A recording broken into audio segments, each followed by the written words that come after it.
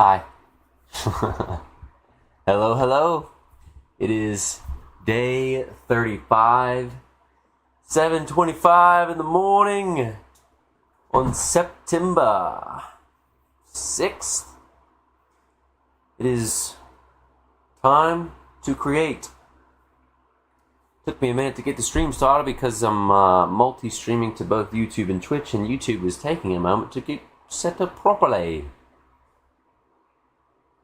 Today is a big day because we are getting into arrangement in this song. And it's crazy. I have been struggling with doom scrolling and infinite internet casino addiction for over 10 years. And I am finally looking at a path to a finished song. And because of this abhorrent addiction to doom scrolling and allowing the algorithm to suck my energy and time into the void for over a decade, a lot of the ideas that I've wanted to create, I just haven't had the energy, haven't had the focus, I've been too distracted. And it's been a bit hellish. And y'all know what we're doing. We're here to create, to transmute the addiction. We're here to create, to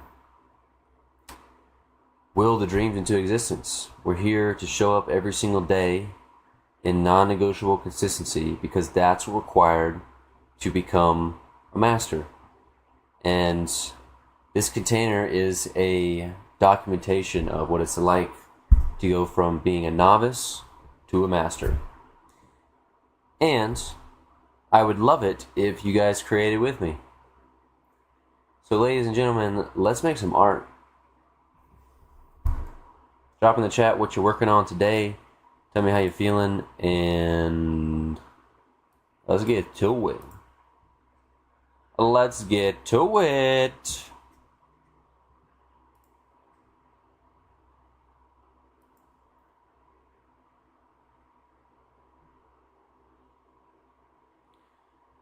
Jumping in with my boy Ataya. I'm doing a production course that is paid, so I cannot show it on screen, but it's okay. We will work on it here, and let's get into it.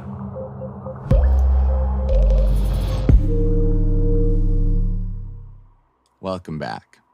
In this unit of the course, we're going to be talking about arrangement. Arrangement is the process of taking musical ideas and arranging them in... Be right back, I forgot to do something.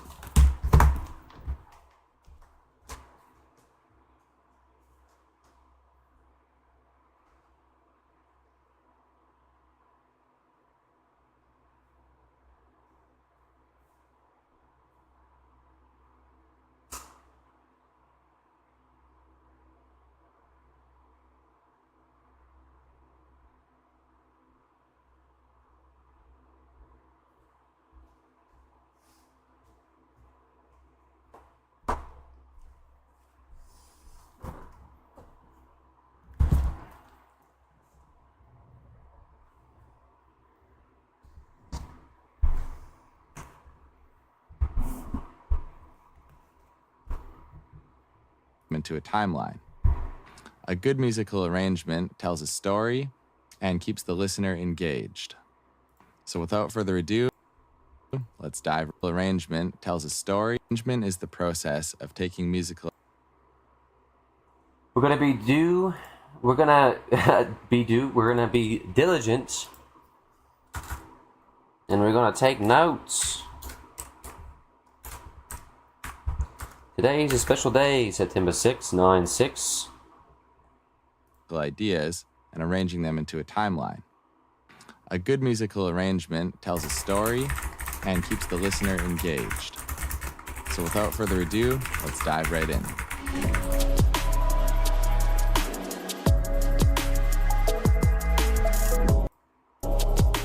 So the first thing we want to do is organize our musical ideas. And we've already done a pretty good job of this, mostly because I've made a lot of songs. So as I'm creating different sections, I'm also starting to organize. But we can elaborate on these ideas a little further, because right now we have an intro, which is just kind of this thing. And then we have the main idea here. And then we have a B section. And then another B section idea. And then we have this kind of other section that's kind of bassier and heavier.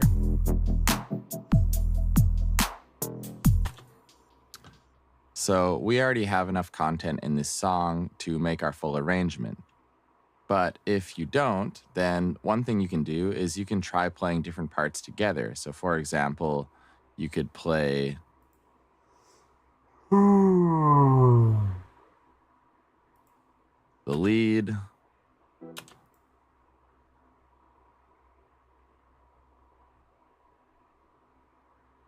with these type of chords.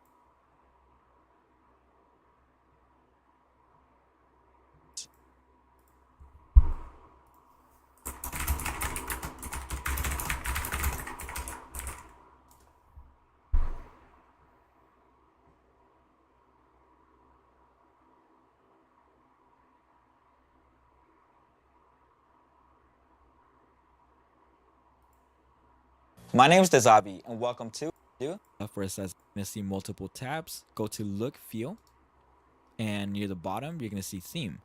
Now, in the drop-down menu is where you can choose to select the theme that you like. Simply close Preferences, and able to reach the theme of many more who want to learn about music production. I do music production tutorials using Pro Tools and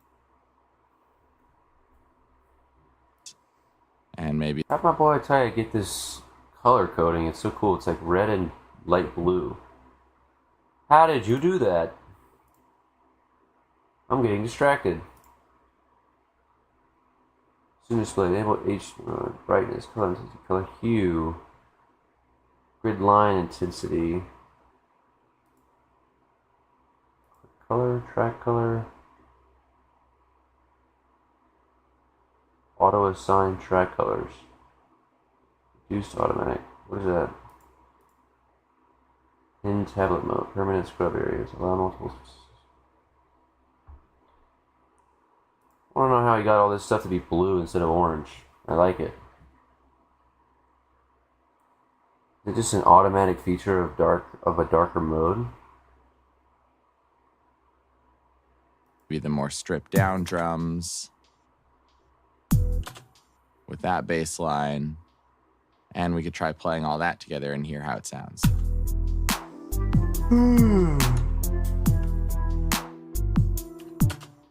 It's a little too crowded with these two parts together, but let's just song to make our full arrangement.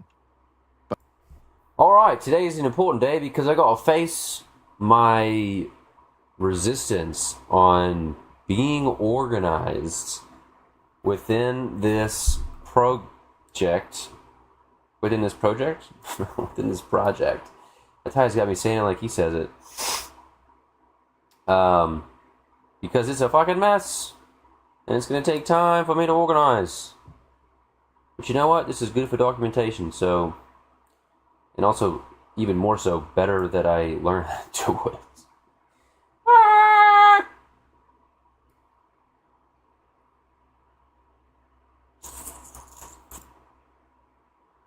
Oh, I'm getting overwhelmed just looking at it. Alright, the process of doing things that feel is... This is how I've learned it.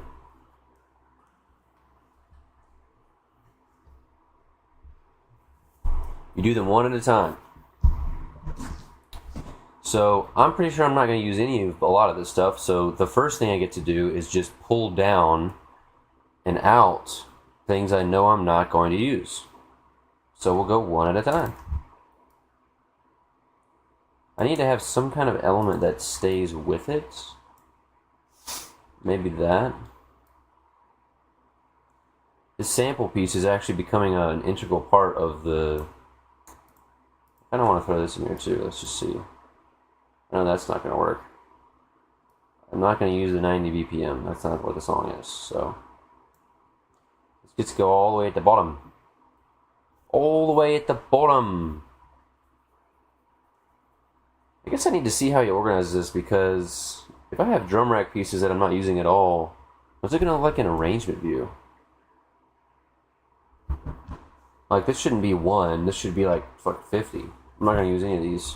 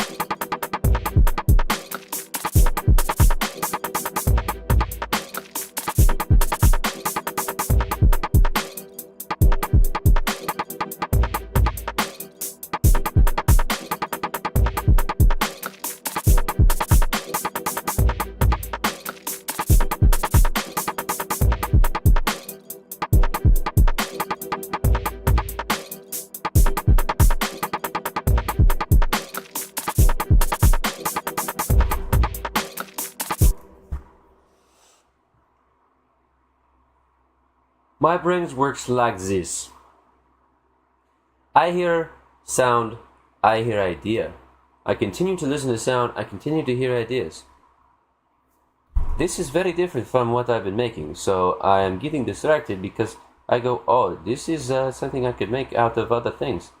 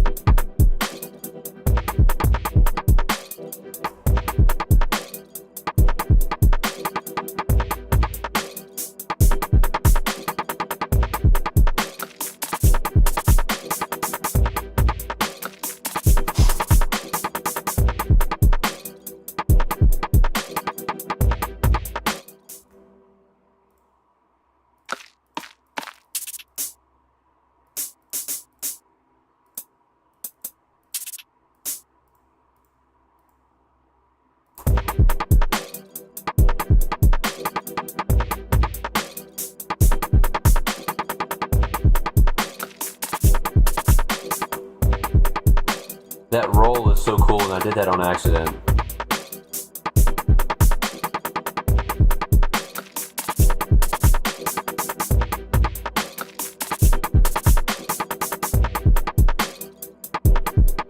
How the fuck does that even work?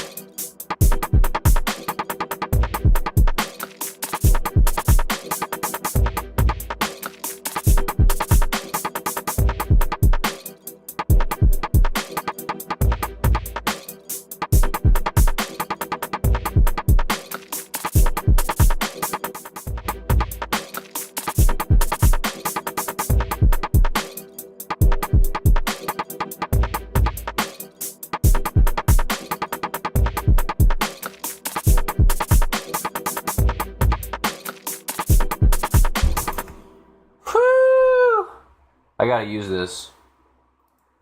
Is it possible to use it? I thought I turned my bass up on this. What happened? Am I just deaf? Why did I not hear it clear? Wait, why is that coming in like that? Ah.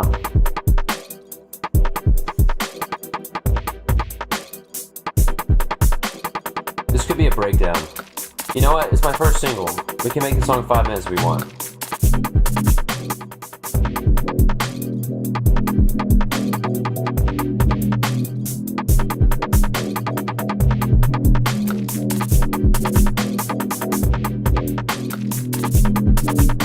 Okay, sounds fucking... Why am I yawning so much? It sounds awful with the bass, with the wobbly bass in there. What about this bass?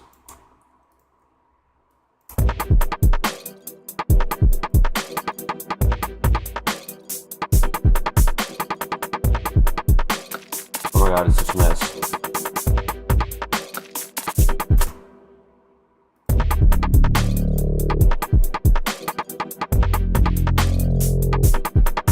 I don't think I wrote any of this bass stuff to this version.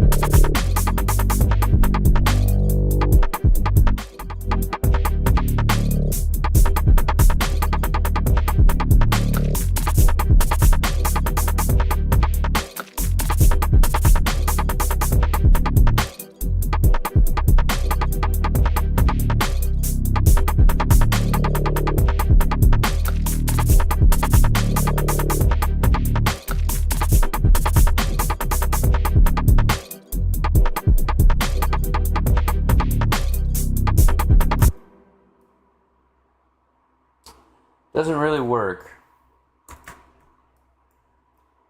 Does not really work. So what I'm thinking with this is essentially a gradual entry into this. Why is it not clicking right when I press it?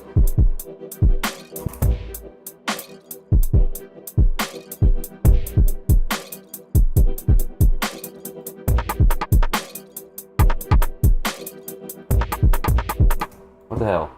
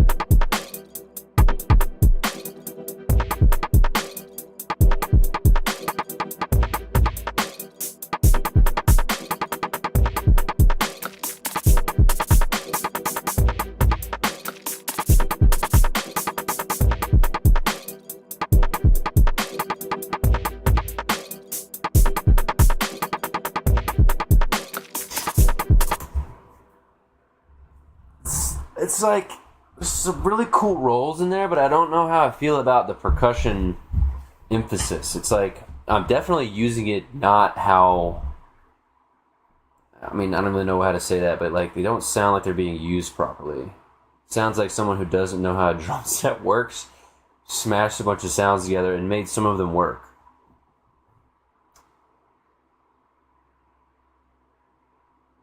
I think I need to watch this video on how he arranges it so I can go, and then I'm going to rewind it. But because if you don't, then if I'm going to start pulling stuff out that I'm not going to use, or take stuff like this and pull it into one track so that this is just gradually transitioning into this, which I'm going to do here, I guess. I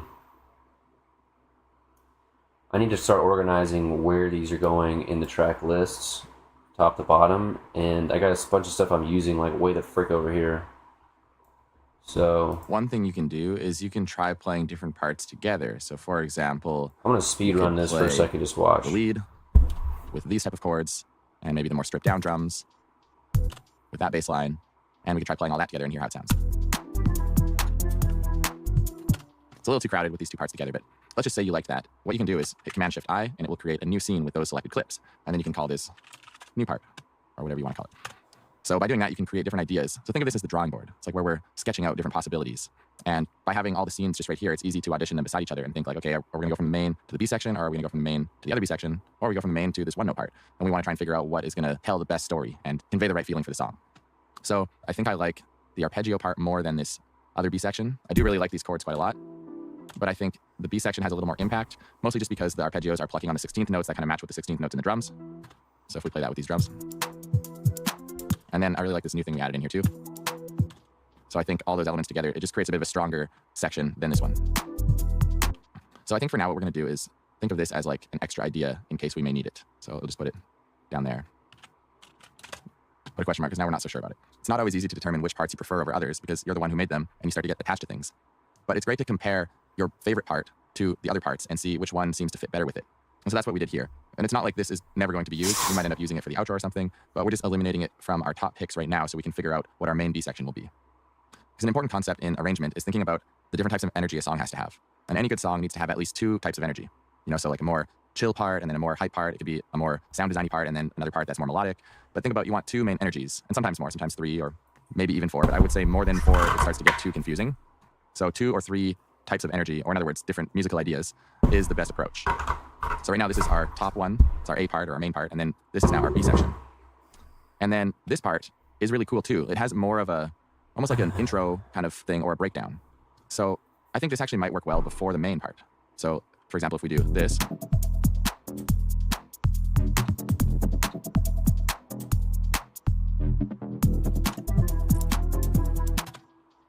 So this could be the initial beat drop, and we'll have a build up and a drop into that. And then there'll be a secondary kind of filler drop that goes into the main. And that way I'll just kind of build the energy. And it also expands the idea out because this starts on just a one note thing. And then this moves into this more melodic bass line with more notes. But they sound very related because we're using all the same sounds, right? Like we wouldn't want our different sections to have like different drum kits and totally different sounding sounds because it wouldn't sound succinct enough. But the reason we can move from this one note bass line to this melodic bass line, and the first part has only these kind of bass sounds and drums, and then this part has chords and a main lead and, you know, a few other things in there, and yet they work so well together, is because they're thematic. Like the drums are almost the same, except for this is an 8th hat and this is a 16th hat with a couple little Foley sounds, and it's just an expansion of this part. So we can label this drop. This is the A section, main hook. This is the B section, and then we don't know yet. So now we need to make our intro a little better, and we also need to make a break. Usually you can use an intro for a break as well. You can copy paste it in there and then just add whatever element you were already having in that section before the break, or you can have something that's about to come on the drop added in there. So usually to make a break, I first make an intro and then I copy it down to here.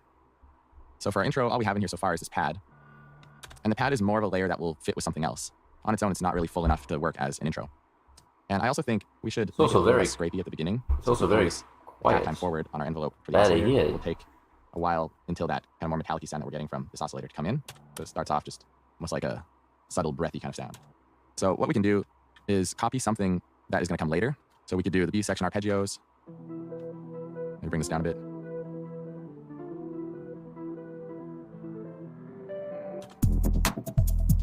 Could be something like that. Fits okay, but not super well. Like if our beat drop was right into the B section, I think that would fit amazingly well, right? It would build up and then drop into there. But because our drop has very few melodic things going on, there's not a lot of content to pull from to put into the build. So rather than putting a melodic thing in the intro, we could put something rhythmic, like some drums. It could start with the drum beat coming in before the full drop. We wouldn't want the bass in there also because that would be essentially the drop. But if we did the drums and then we take out, let's say, the kicks and snares, and then perhaps a sample of some kind in here, some kind of like conversation or field recording or something like this, that would help fill it out and build some intrigue before the drop. So that's something we can add in later in the sampling part 2 section. And I tend to like to do that stuff in arrangement view anyways, because you can view an audio clip within the context of the timeline much more easily. And a final idea is we could even use one of these chords, but we could just filter it, right? So maybe we put these basic chords in, but then we add a filter so they start really subdued and then they build up, sort of mirroring what this thing does. So maybe we'll just leave this here for now, and then we'll revisit it once we move over to arrangement view. That tends to be where I really polish the intro. And here is sort of like the sketch where you kind of get a basic idea. And our idea is that it's going to have these drums. Probably won't start with the drums. They'll come in a little bit later. So let's just call this hat only, make it a different color. And we can duplicate this, and we'll just leave this hat here. And that way it can go from this, and then we can add this in.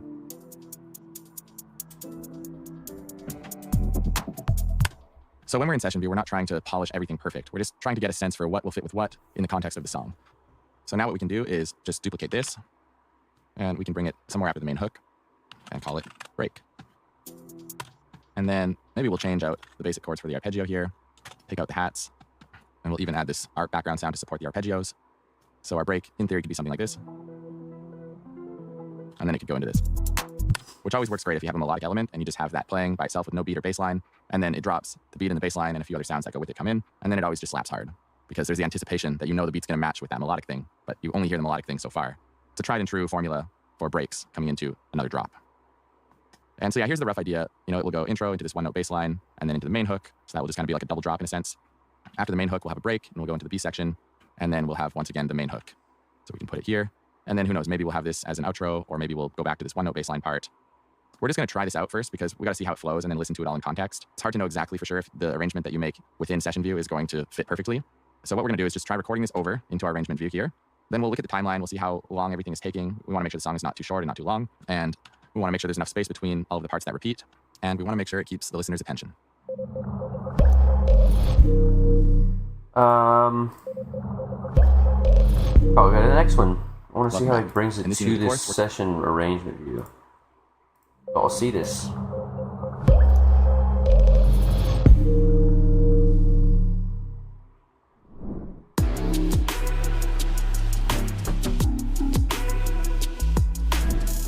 So here's how to prepare for your recording into arrangement.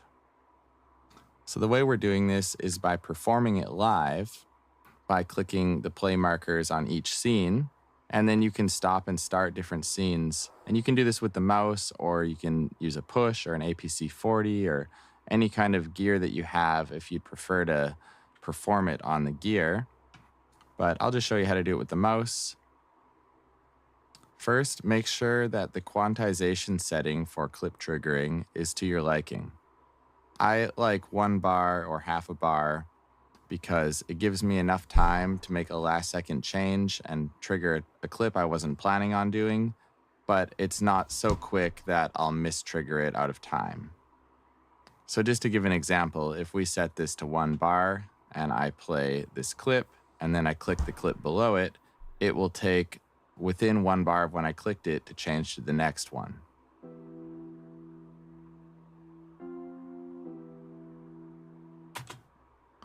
One bar is a really safe bet because it's really easy to feel the pulse of where the first beat of each bar is. But if you're a little sharper at rhythm and you feel more confident with it, you can do half a bar. And then that way it just lets you change more last second. So for example, if I click this clip to play and then I want to switch down to the one below, if I did it at the same time that I did it when it was set to 1 bar, this is what would happen. So I would have to wait until the bar is halfway done, at least, in order for it to re-trigger at the same time as when we had this set to 1 bar. So not yet, now.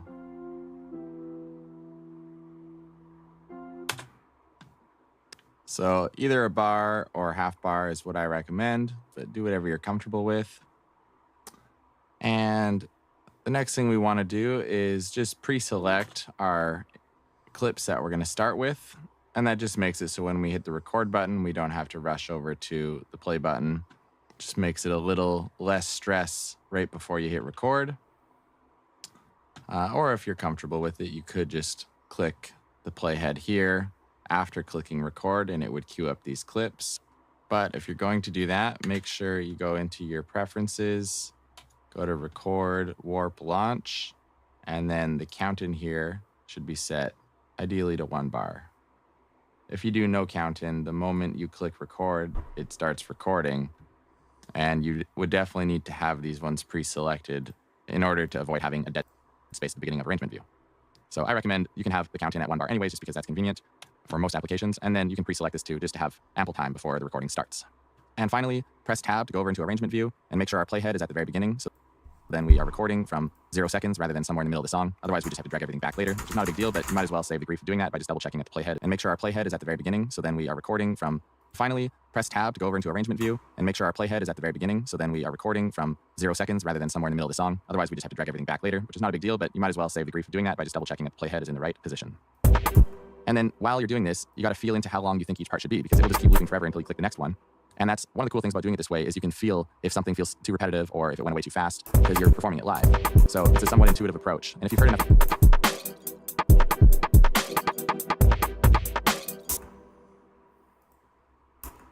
Otherwise, we just have to drag everything back later, which is not a big deal, but you might as well save the grief of doing that by just double checking that the playhead is in the right position.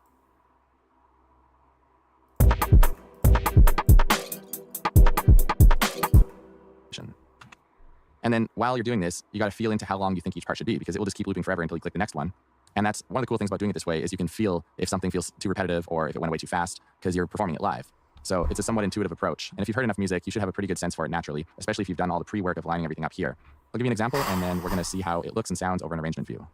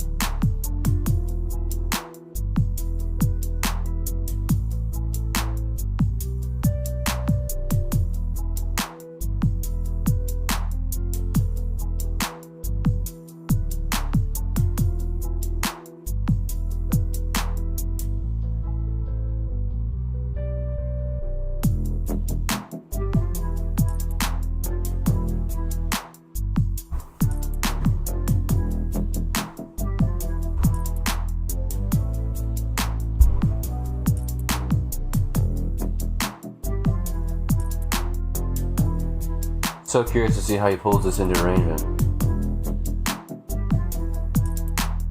He's recording I'm the going to try drums. going back to the one note bass line here.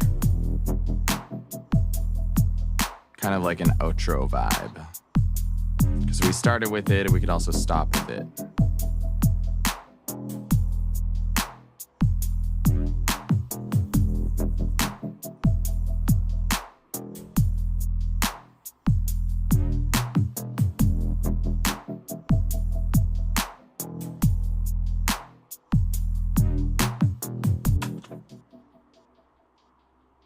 All right, let's see what we got here. So you can see everything is grayed out, and that's because the clip triggering is still coming from session view. So we want to click this button, and it means that we're now prioritizing the clips in arrangement view to play rather than the ones in session view.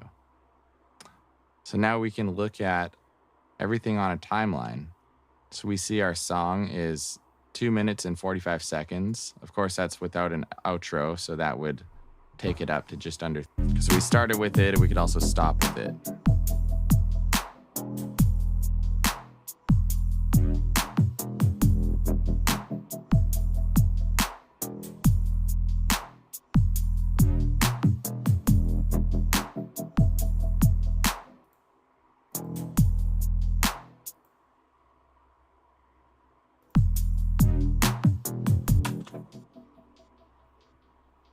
All right, let's see what we got here.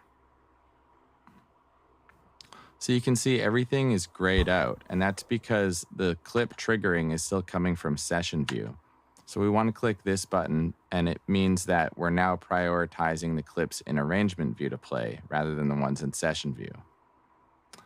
So now we can look at everything on a timeline. So we see our song is 2 minutes and 45 seconds. Of course, that's without an outro, so that would take it up to just under 3 minutes, it looks like. 3 minutes is a pretty healthy length for a song. And now what we can do is add some markers so we get more of a visual on the different sections of our song. So this will be drop, build, start. Now this is main hook.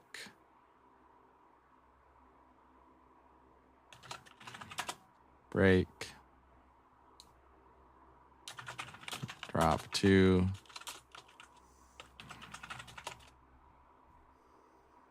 could write B section, or we could even write ARP, maybe both.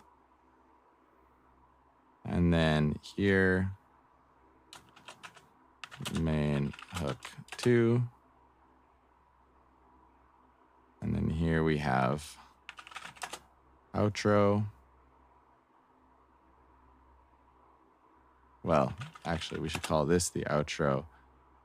And then this is like ending section, let's call it, sure. So now you can see it's nice and organized. Everything is clearly marked, and you can click any of these markers and it will play from that area.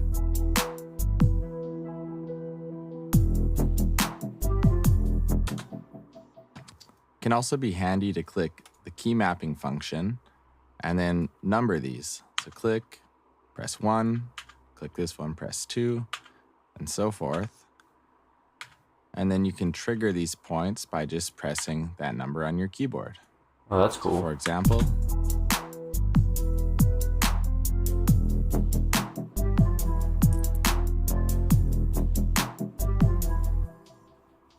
so our basic arrangement is now complete, and I'm feeling great about it. Sometimes you may not immediately like the way that it sounds, and you may want to switch some things around. And I'll show you a couple easy ways to do that in case it didn't record in exactly as you like it. So the first thing you can do, of course, is just select everything, delete it, and start again. But if, let's say, you're happy with everything except for, let's say, you didn't want this drop to be here, you can just hit delete, but then there's a space there. So to delete it with time, you can hold Command-Shift and then hit delete, and it will delete it along with the time. And likewise, you can duplicate stuff with the time as well. So if we go Command-Shift-D, it will double this section and include the time. Whereas if we just hit duplicate, it would override what was in this section of time. So that's a pretty, and you can trigger these points by times you may, and I'll show. So the first thing you can do, of course, is just select everything, delete it, and start again. But if, let's say, you're happy with everything except for, let's say, you didn't want this drop to be here, you can just hit delete, but then there's a space there. So to delete it with time, you can hold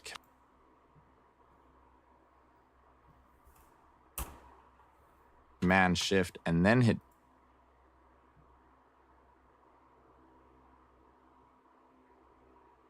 delete, and it will delete it along with the time. Command Shift and then hit delete, and it will delete it along with the time. And likewise, you can duplicate stuff with the time as well. So if we go Command Shift D, it will double this section and include the time. Whereas if we just hit duplicate, it would override what was in this section of time. So that's a pretty handy way to edit. And then we can also insert time. If we click somewhere and hit Command I, and then we can insert, let's say, 16 measures, it will insert those measures. You can also drag and drop scenes from session view. So if we, let's say, click this scene, hold down our mouse click, and then drop it into the correct lane, meaning the drum rack lane has to land in the drum rack lane and not somewhere like what? that. You can do that? Then drop scene, and then we can insert, let's say, as if we just hit duplicate with the section of time. And then we can also insert time. If we click somewhere and hit Command I, and then we can insert, let's say, 16 measures, it will insert those measures. You can also drag and drop scenes from session view. So if we, let's say,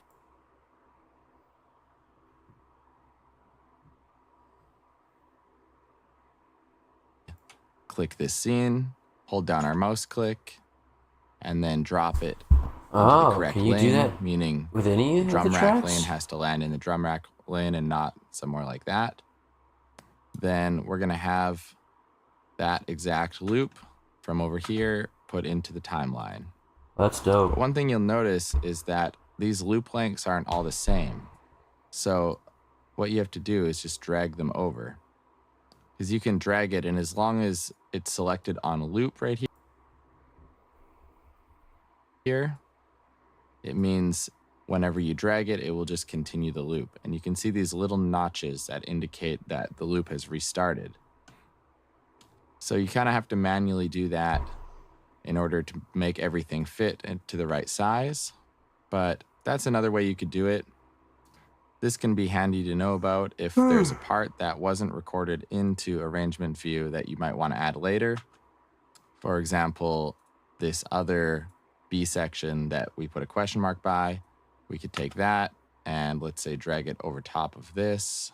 But you'll notice that right now it's not lining up because the top thing that we're holding here is the drums, and it's a little awkward to scroll up after. So make sure you're at the top first, and then you drag it. And then it's much easier to place it in the right spot. So those are a few practical tips for editing in arrangement view. Now let's talk about song structure.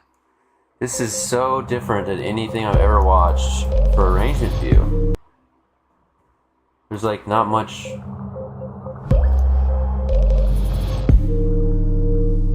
It's just different.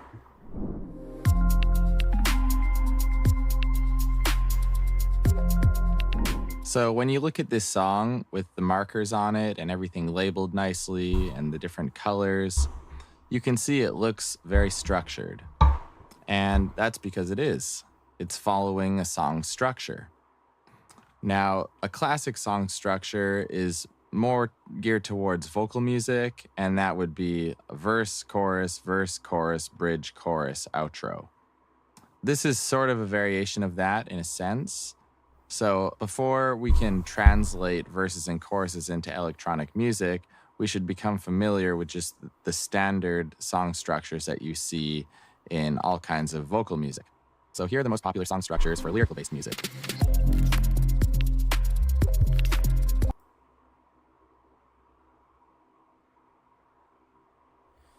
Verse, chorus, intro. So intro, verse, chorus, bridge, chorus, outro.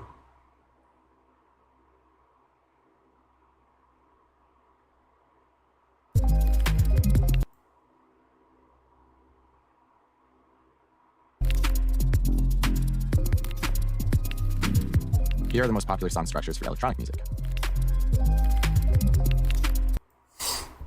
Where's the hook?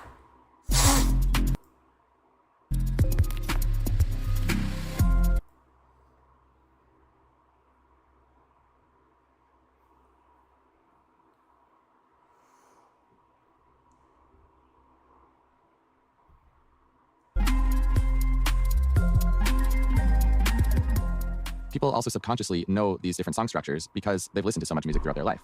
So by following a recognizable song structure and only making slight deviations that add your own spice and taste to it, you're going to be sparking the subconscious knowledge that everybody already has about music, and they can feel when the song is about to do something, and that feeling is satisfying when you anticipate a part coming up and that part happens. Like I was saying before, a song is best to have 2 or 3 main types of energy. So a verse, a chorus, and a bridge is 3 different types, whereas just a verse and a chorus would be 2 different types. And that's, I think, a part of the reason why that formula works so well.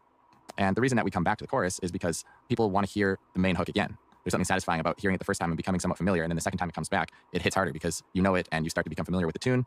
And even in electronic music where there's maybe no vocals or a less melodic hook, there's still a main part that has the highest energy. And that's what we're trying to get into people's minds. And then when it happens a second time, people get more stoked because they've just heard it once and now it's come again and they're more familiar. Then the verses are just another section in between that. And with lyrics, this is where a lot of the story is told, right? The subtler details that relate to the chorus itself. Even in electronic music, if there isn't any vocals with the song, the verse should still kind of tell a story that leads into the chorus. And in fact, think of your whole song as a movie plot. It starts with a main character, and then there's some kind of conflict, and then tensions rise, and the energy is building throughout the movie. There's unsurety, but hope, and it keeps building. And then there's this big climax point at the end, and then resolution. So think about your song as an arc of energy like that. The choruses are going to have more energy than the verses, but as the song goes along, everything should build in energy as well. And the way that I've structured this song is, this initial drop starts out, then the energy builds into the main hook, dips down a bit in the break, comes back up again for the B section. The energy builds higher for the main hook the second time, and then the ending kind of chills out and rounds back down, and we have like a full circle type of effect. And we're starting and ending on the same kind of loop here. But we're also going to do some subtle things to make these a little more different. And even making the main hook coming in the second time, we'll make it a bit different than the first time by maybe adding a bit more percussion or a subtle difference in melodic notes. You don't want to change it too much because, like I said, you want it to be a memorable feeling that you come back to. But a little difference is a good thing, especially if it's enhancing the energy, like faster hi-hats or a shaker or a ride cymbal or something that fills it out a bit more. So we're going to be doing that in the next section here when we're going to do more of the micro editing and adding fills and transitions and basically adding anything to the song that brings it to the next level and makes it feel complete. So in the next video, we're going to be talking about sampling part 2, where we're going to record our own samples and then chop them up along with other types of samples for transitions such as risers and fills and more. So we'll see you in the next video.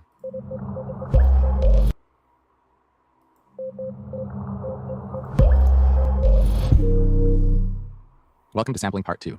In this unit of the course, we're going to be recording our own samples, as well as sourcing other samples online and chopping them up and using them for transitions and filling out the rest of the song. Let's get into it. So before we go and record some stuff, we should think about what kind of content is going to add value to our song. I'm a big fan of recording ambient noise and putting it into the intro, break, and outro. So I may get some field recordings of the ambient sounds outside of my house. Maybe if it starts raining, I can get some rain, or maybe some birds and some wind. Something just to add a little liveliness to the beginning and middle and end where there's no beat and bass line.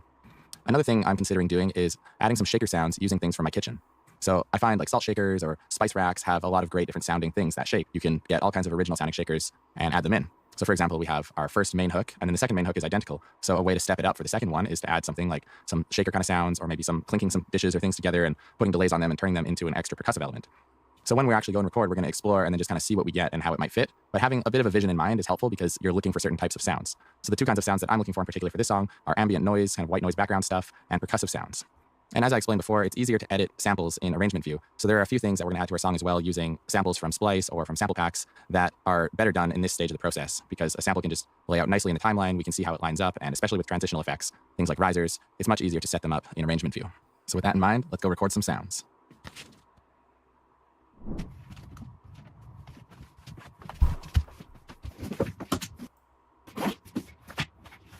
All right, so I got my Zoom H5 recorder here. It by default has this stereo mic, which is good for recording wide panning things like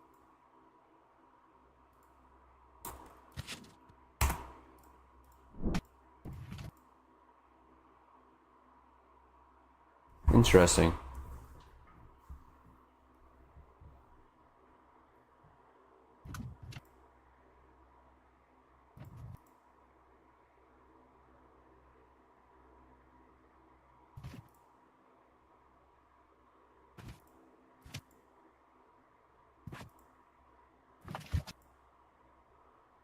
Interesting.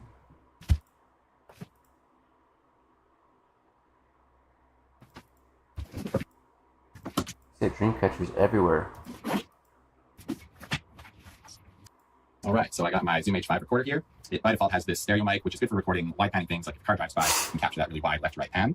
But I also have another mic, and that is this mid-side shotgun mic. And I prefer this one because it has a mono mic at the front, and then it has these left and right mics to capture the wide pan stereo stuff too. So you'll always have a recording that's on axis. Like if you're clinking some sounds together and you're using this mic, it might record a little off the center, and it's harder to clean it up in post-production, whereas this gives you a lot more options. So I'm going to be using this mic, and I've also got my headphones here. I'm going to be plugging those in so I can monitor the things that I'm about to record and just make sure it sounds good to me. So let's go outside and get some recordings.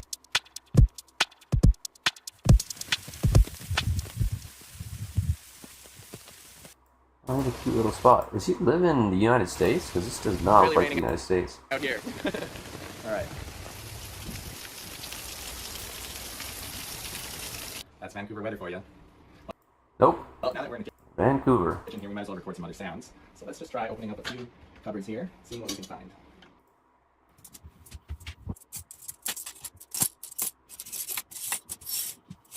Ooh, that's a good one. All right, let's see what we got in this cutlery drawer here. Ooh, listen to that click sound. How about some sweet vermouth? Let's get some cat purrs. Hey, Cashew.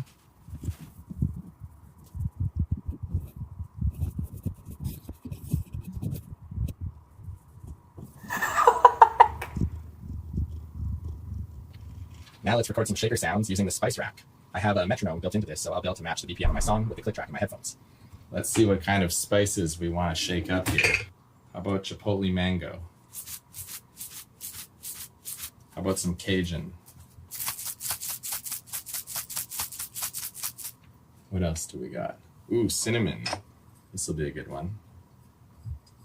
Oh, you can't hear it. Never mind.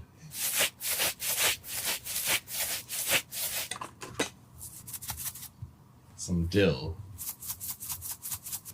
Let's try one more. Nutritional yeast. Ooh, I'm gonna have a coffee now.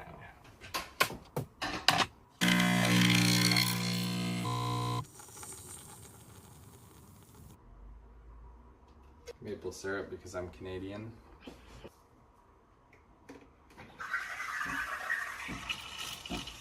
All right. Should have recorded that. What else can we record here? We're gonna do like a budget gyro. We got the little teeth of our butter knife here, so we can do like a... All right, let's go to the shoe rack. Make a mess a little bit. Keys are always good.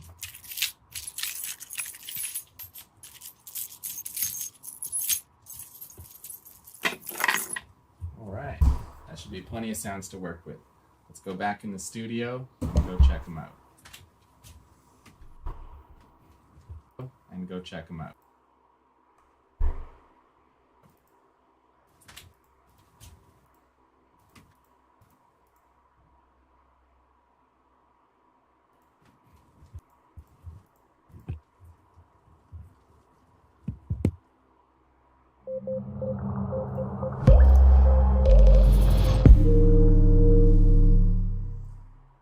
I still feel like I'm not getting... I need to see micro arrangement.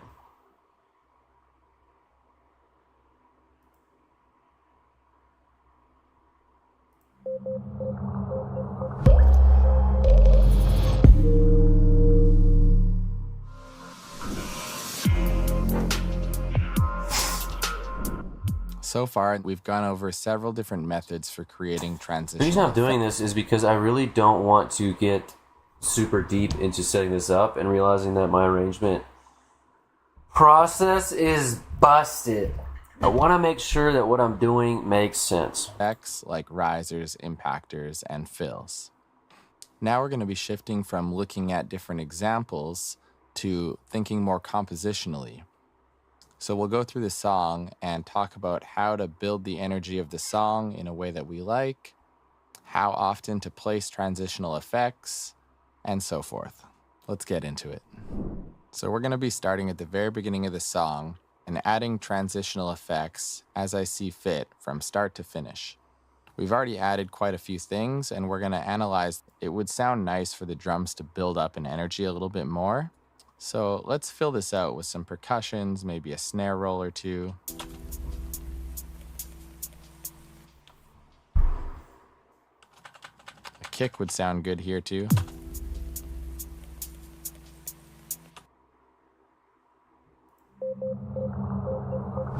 We might end up using it for the... Alright, this is what I'm feeling. I gotta get deep into organization here. And I'm also genuinely deep into using Session View to build a song. At least this song. So I should just keep moving forward with it, learn how to do it this way, and it's only the first song. I can learn a different way if I need to. I'm already knee deep. I might as well dive in. I just have to organize first. I got awful sleep last night because it was 100 degrees in the house, and I woke up 10 times. So I'm feeling a bit tired. I'll be right back. I gotta go get some cacao in me body. Back in just a moment.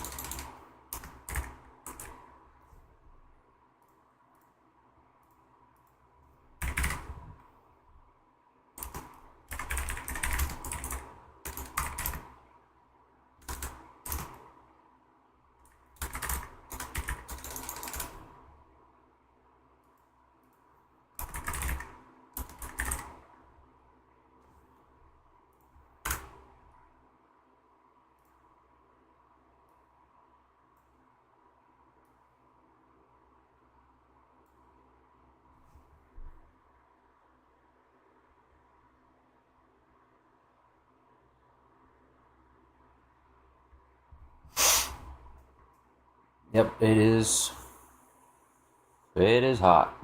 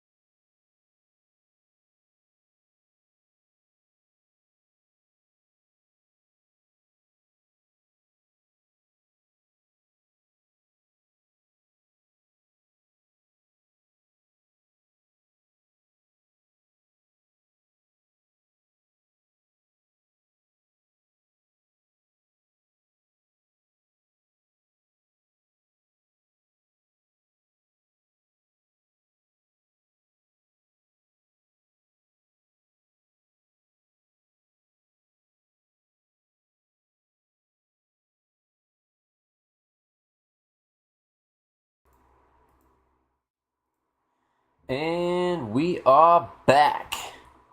It is 1,000,000 degrees in LA right now, and my house is on fire. But it's okay. We're gonna push through. I need to learn this arrangement, so that's what we're gonna do. Back to this organizing ideas, and we're gonna pump through it. We're gonna pump through it. Welcome back. In this unit of the course, we're going to be talking about arrangement. Arrangement is the process of taking musical ideas and arranging them into a timeline. A good musical arrangement tells a story and keeps the listener engaged. So without further ado, let's dive right in. So the first thing we want to do is organize our musical ideas. And we've already done a pretty good job of this. Alright, that's what I need to do.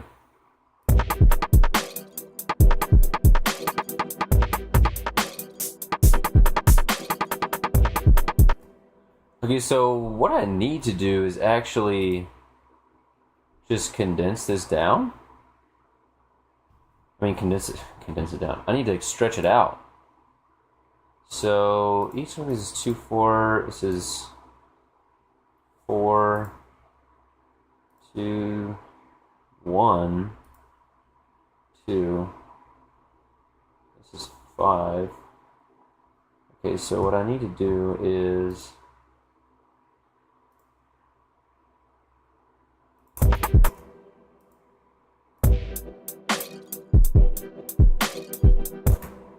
I'm just realizing the problem is that I actually ended up tuning this drum rack differently later on down the road.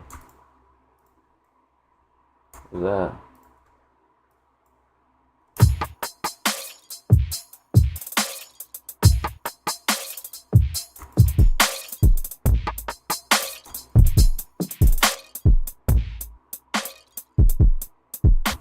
Because there's nothing on this. Oh, there is a compressor actually. Okay, so if I wanted to expand this, what would I do? Because I have to think about this as it would be easiest to... The two options here are I leave them all in one separately and they get activated separately. Or I put them all in one. I think I have to keep the options separate, title them. This is the longest option of work, but it gives me options. Is I keep them separate for now, I organize them by name, and then I take all of them and put them into one long piece. I don't know what WO means. Maybe I was just saying whoa. Okay. I don't even know what to name these. What the heck do I name them?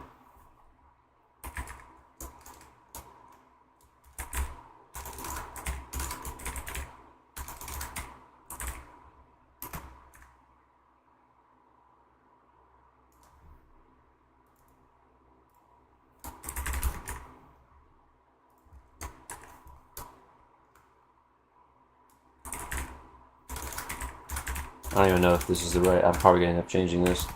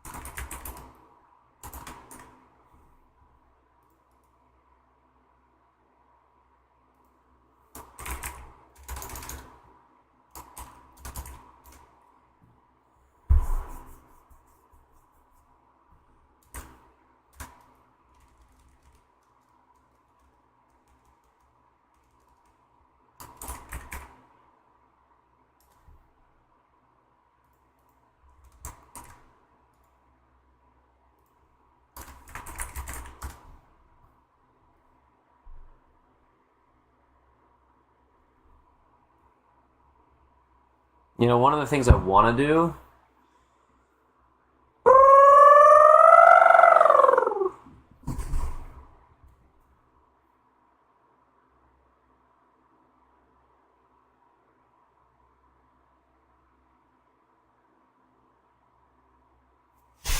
All right, let's just try to put this together. Let's just see what it looks like. So if I want all of this, need that, and then I need to go in here and go, can I do that in here? Can I insert time here? Oh, that's so fire, if I can. All I need is 2 bars, right? Is that 2 bars? Let's go. Oh no, it was only 1.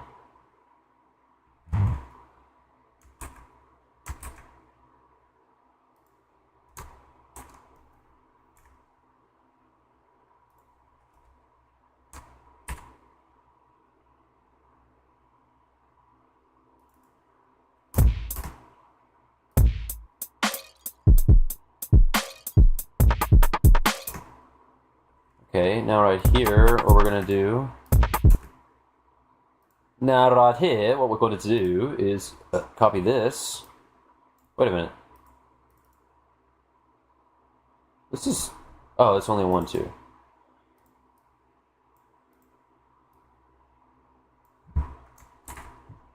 We go into here, and we press.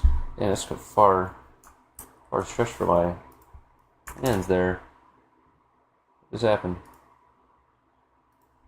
Insert time.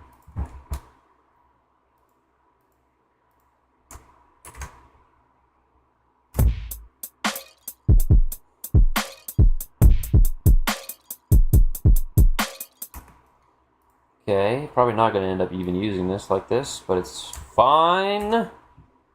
It is fine. How long is this? This is also only 1.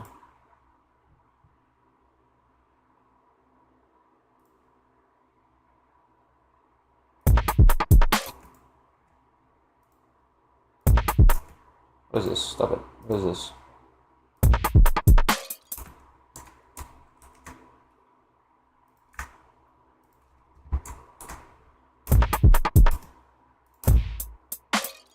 Is that the same? No, it's not the same.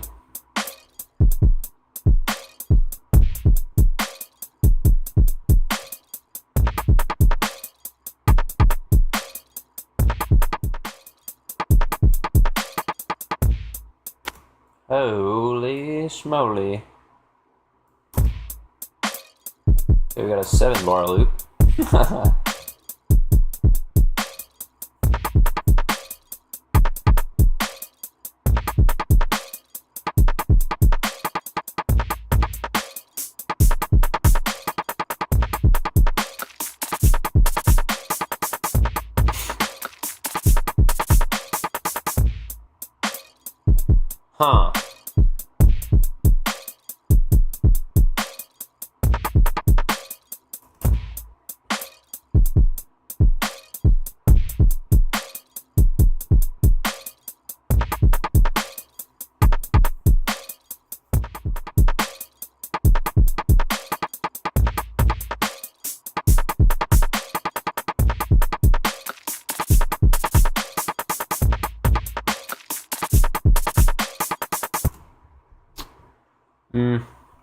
Well, we did what we wanted to do, so it's organized. Next. What? What is happening?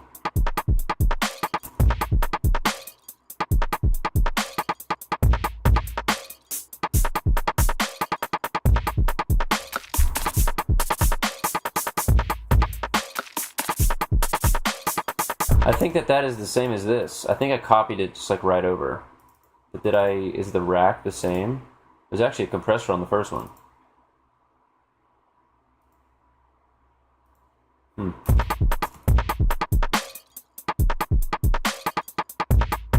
Let's see which one's better.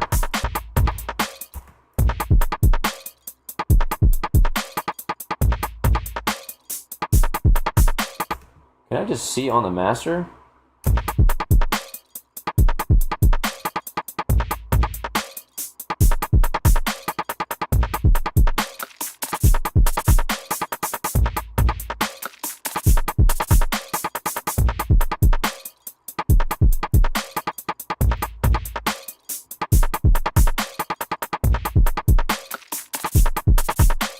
Peeking out around over the 3.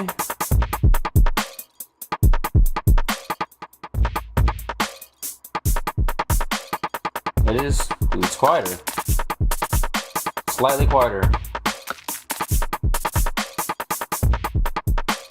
As far as I know, that is the same outside of the... So what did I do here?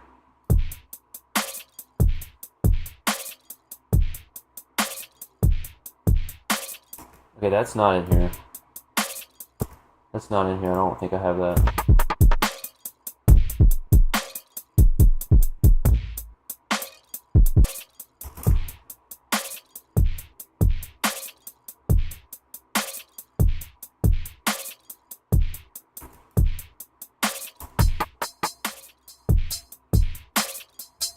I got all these drum beats, man. Bum, bum, bum, bum.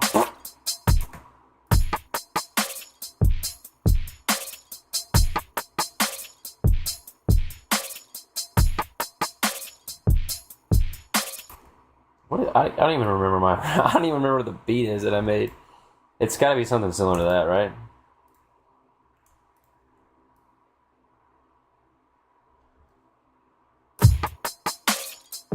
It is.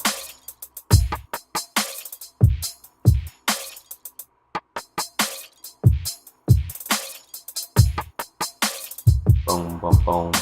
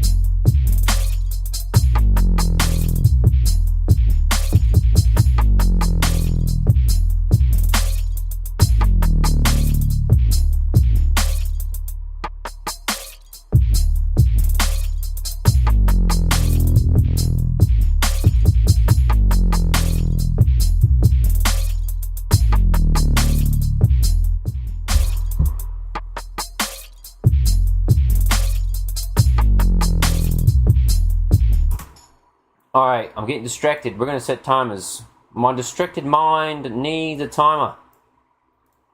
It needs a timer. Because I'll just get distracted 13 minutes at a time. We are going to go back to the drum rack. No, that is what we are doing here.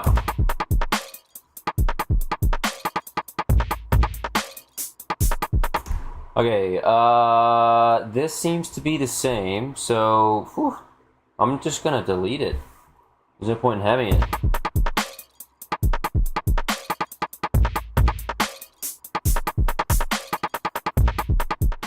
This is a great example of why you organize as you go.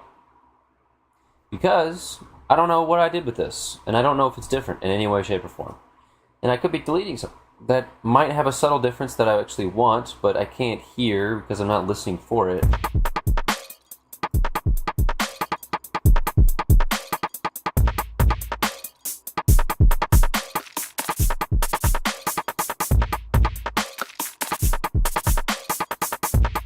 Pretty sure these are the exact same. For some reason, this is zoomed in a little differently.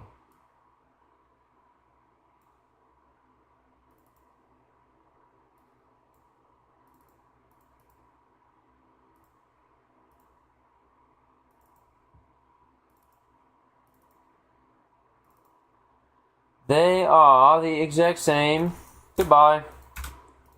Alright. This is like Alt. I gotta get used to using the Alt beat. Alt beat. This feels more like Alt Hip hop, HH. I'm not gonna remember that. Hip hop. Hip hop. Hip hopopotamus.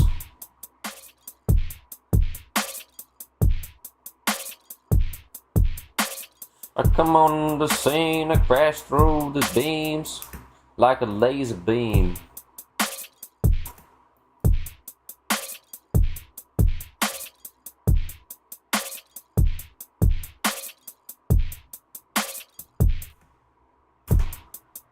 The hi-hats are annoying. Is this the whole beat?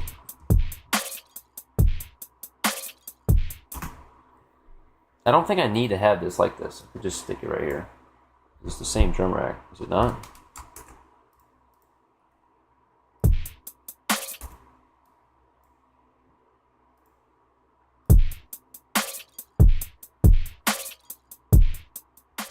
Right, now it just slaps harder.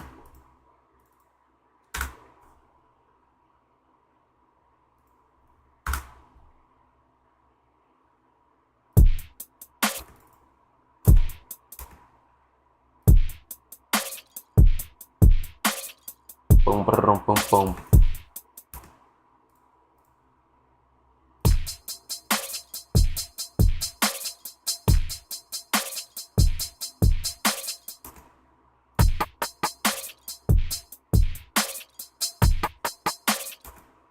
Okay, I'm pretty sure I don't need this. I'm just gonna delete it because it sounds like trash.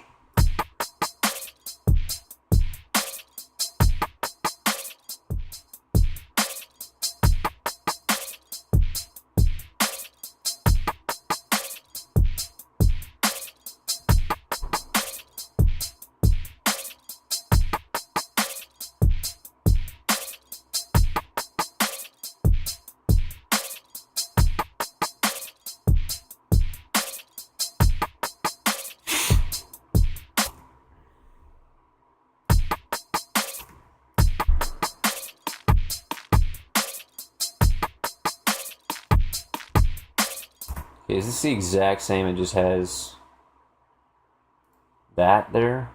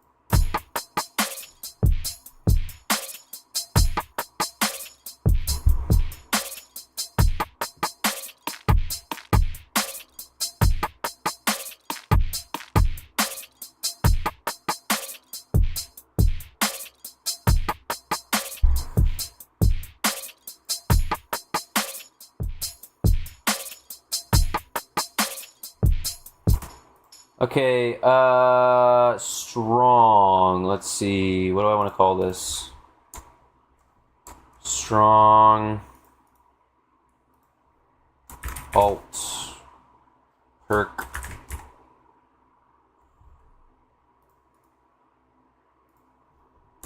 Strong with him. Okay, I don't know why I put this like that.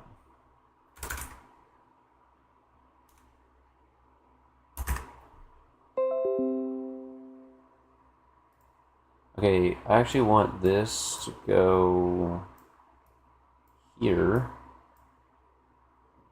I don't know why these are all so far down. Actually, I do remember why, but whatever. Okay, let's just keep moving. What do I do with this?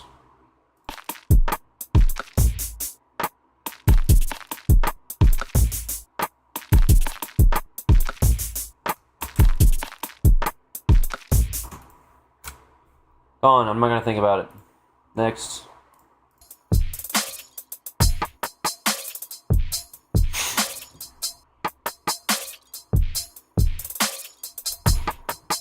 Okay, let's move this up. Let's see.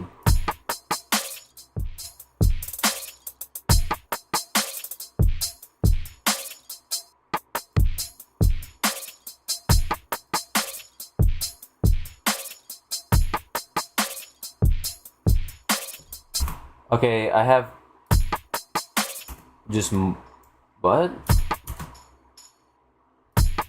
Is it just a double the length with a little more tambourine?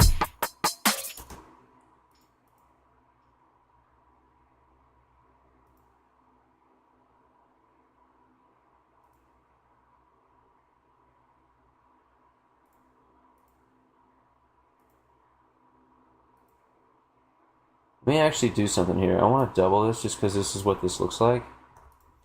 I can see the differences better.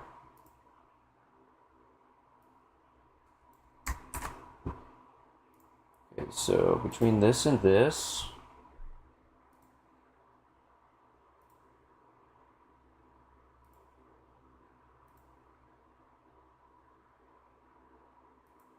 yeah, it's just progressed. It's just better, probably. I mean, this is just the beginning of this. And there's a little bit... Oh, no, actually, I fuck with the hi-hats. There's a difference there. Just listen.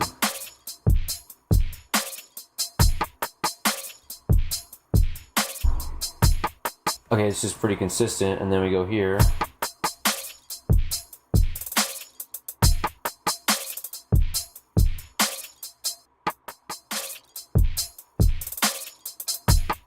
Maybe we don't make it, we don't have the rolls right out the gate. This is better than this. Are these racks the same? There's no way. Are they the same?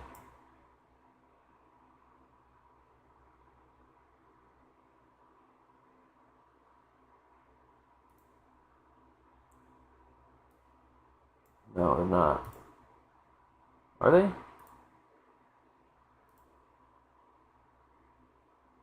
Actually, I think they are. Outside of this EQ that's doing nothing. Why is that there? Is it, am I using it elsewhere? Oh, wait a minute, I did some stuff over here. Oh yeah, that's right. Hold on a second. This is where organization big time comes in. This is a mess trying to go through all this. I don't have it on this. Okay, so this is good to know. I actually went deeper into this and fine-tuned it actually a little bit better.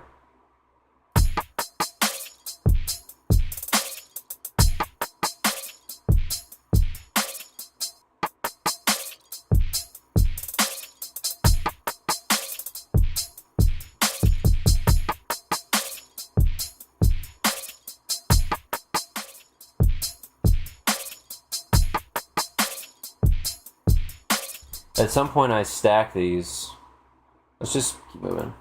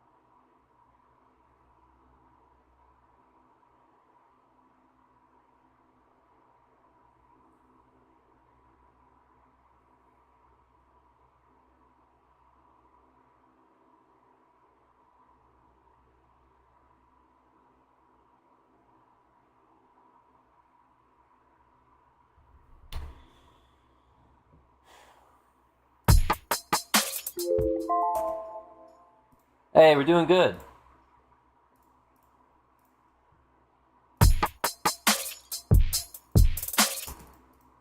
What we got here? Why is this like this?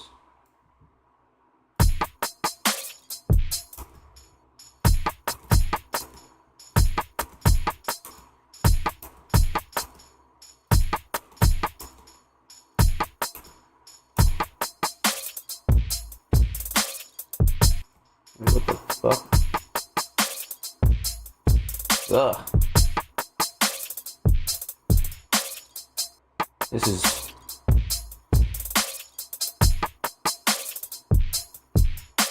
That's a bit of a mess there.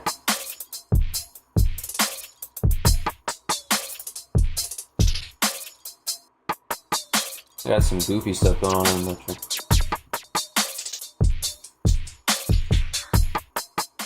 I mean, that's that's something I can use in there. It sounds trashy, but... Okay, look. I need some stability to start. The difference between this...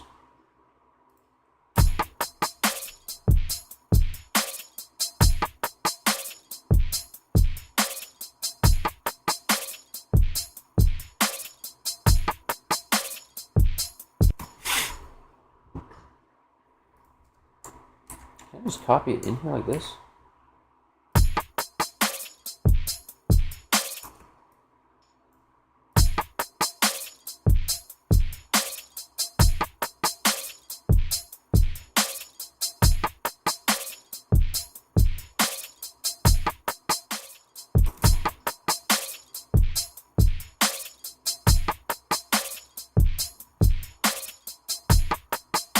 Sounds pretty similar to me.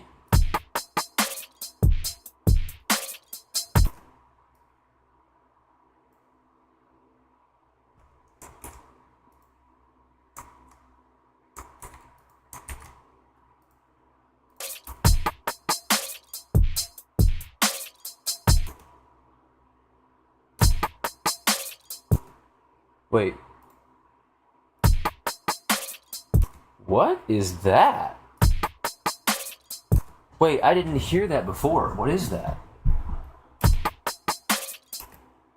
It sounds like a bird chirp. Wait, I think it's happening because of a mixture of the sounds put together.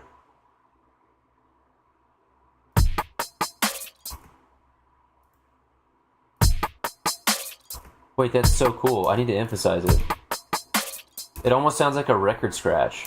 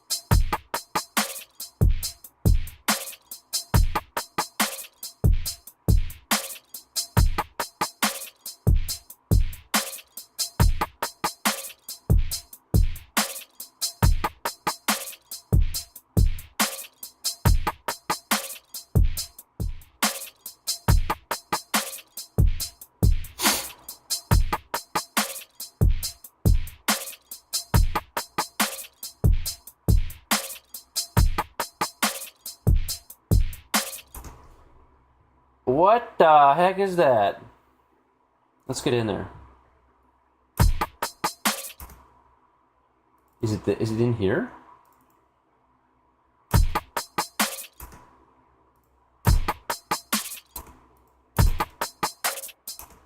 It's a part of this snare.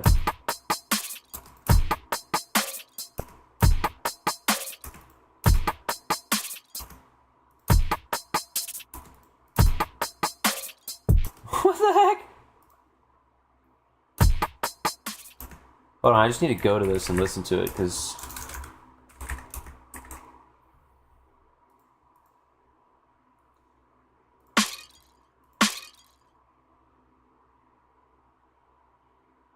What?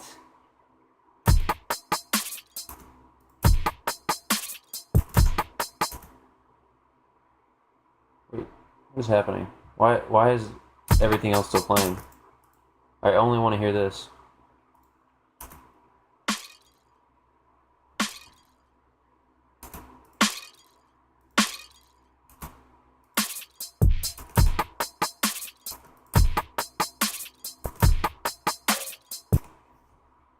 Guys, what in the heck?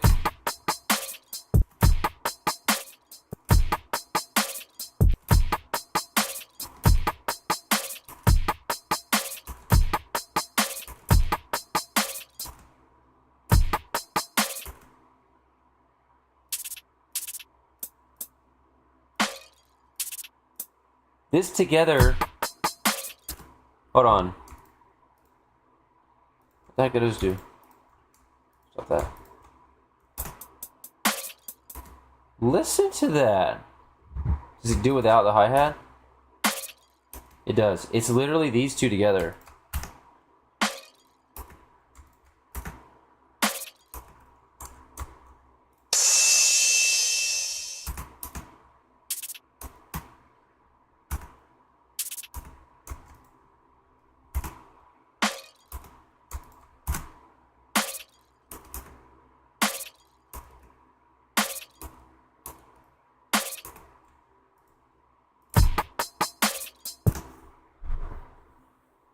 That's so cool. That's so cool.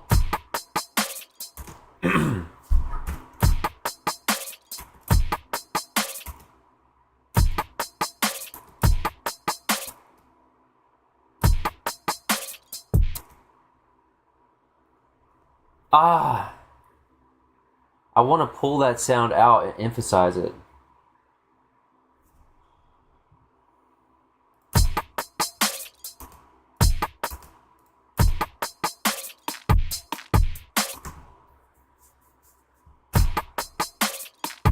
Am I even using that in this? I am not. That does not get action. What am I using it here for?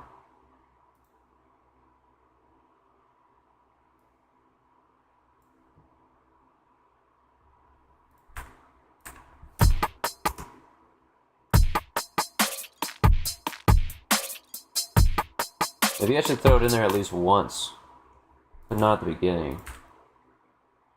Just throw it in here.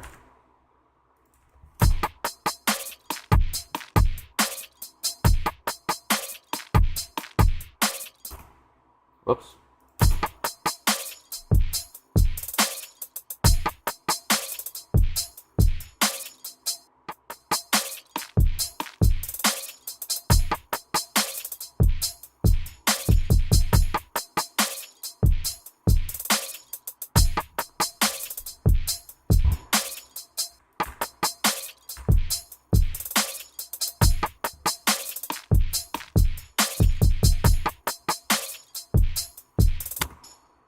Fuck it. Pretty sure I'm gonna delete this. Bye.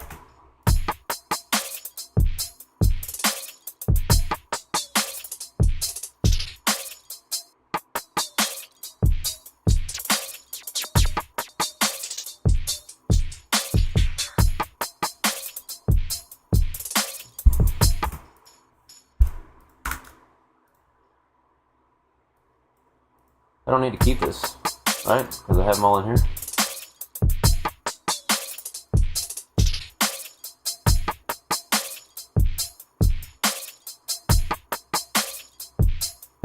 Damn hat play, and then I have the transpose, which technically not the same as this.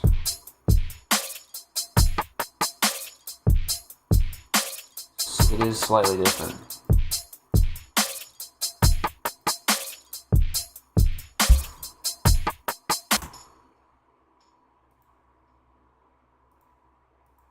This one's got a little bit more structure. This was a little bit goofier. We're just gonna delete this whole rack though, because it's not got what we need. We don't need any of it, really. Really don't need any of it. Not quite, really.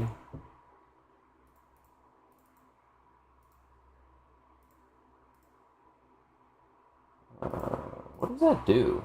Hotspot mode? I don't know what that is. All I know is that I'm deleting this. Bye! Look at this. We've deleted 2 columns and organized. We're getting there. We're slowly getting there.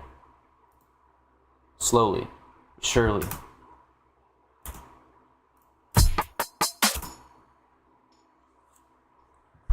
Just takes consistency and pushing through.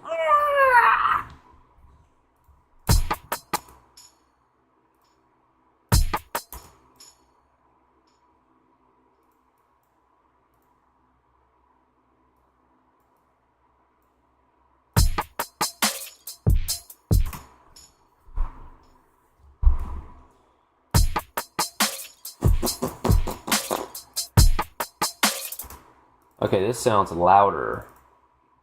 Much louder. Let's pull this in. I want to see what we got working on here. We got EQ. What's this? We got EQ. Wait, I need to see what it is actually. Here we're working with more, but I'm not using any of this. What does this sound like when I turn it on?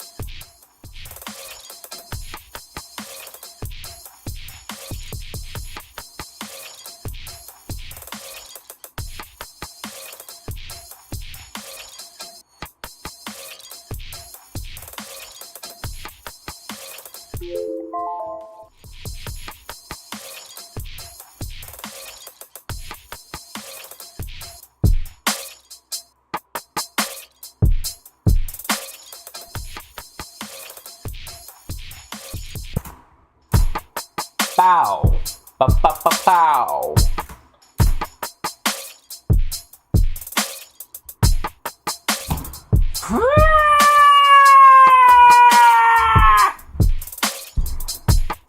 I'm feeling a lot of resistance to continuing forward. This is great to document right now. I just want you to know this is great to document. I struggle with focusing. And this is going to get a lot... What's the right way to say this? Over time, it will not be this hard to focus for these short of stretches of time. I mean, this is like 2 13-minute stretches in a row. I'm starting to get a bit distracted, but we're making slow progress, which is all that matters. Progress is happening.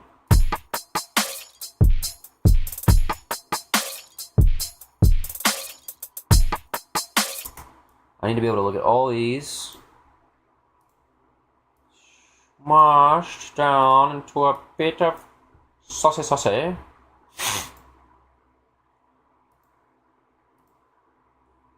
Hand low. What did I mean by that? Hand low. What?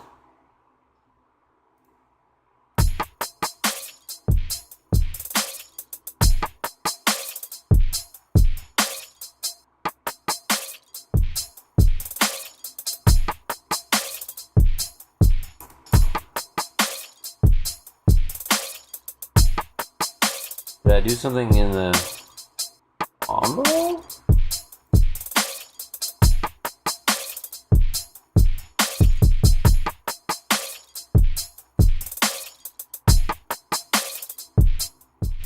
Brother.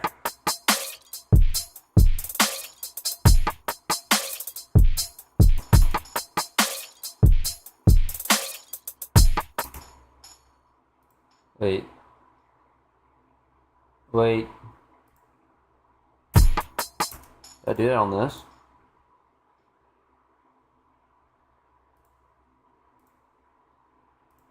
I did.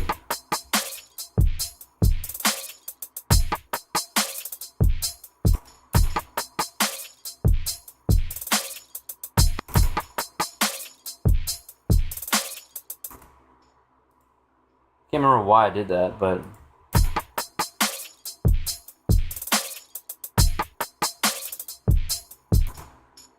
you know, it's so subtle, like really it's pretty hard to tell. On the hi-hat and another hi-hat. I don't know what I did between these two, outside of the subtle difference that I just made in this toe and sound perk.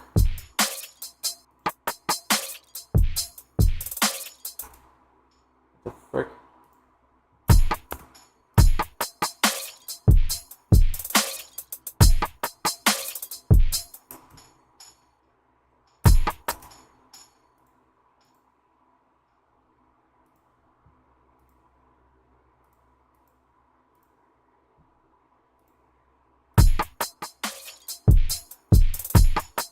Okay, so I labeled a 2.4 switch. I switched it there. And then I took out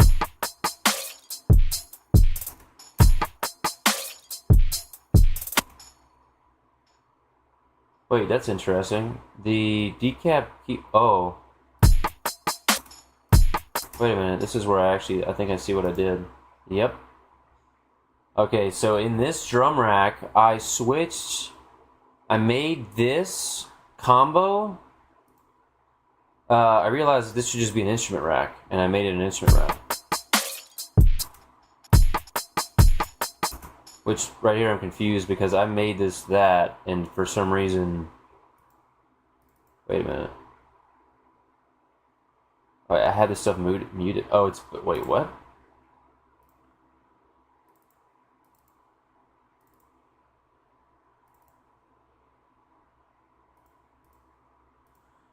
Wait, how is that even working? Oh, it's muted, so it's not even playing anyways. So that's...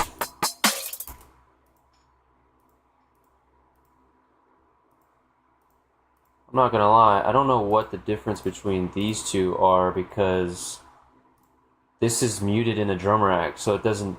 These two are the same anyways, whether this is lit up or not, because it's muted. And the tan blow, I don't really know what that is. I can't hear the difference.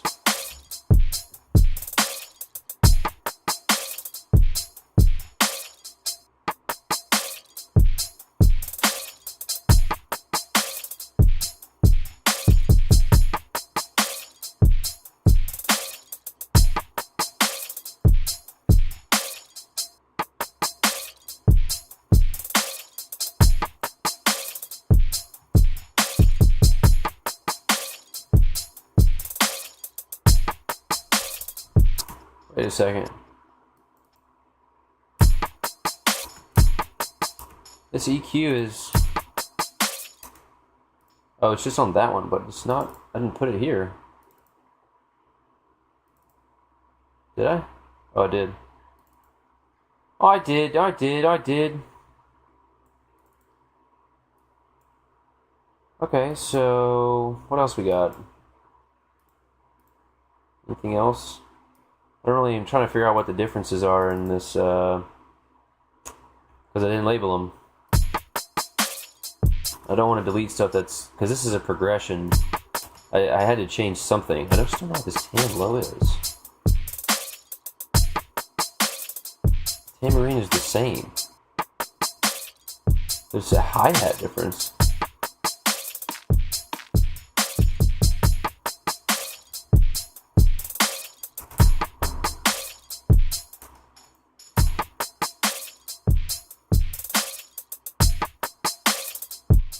Oh, I can hear it. I can hear it.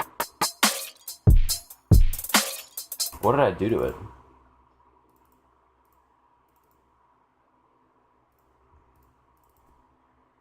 Oh my god. Oh my god.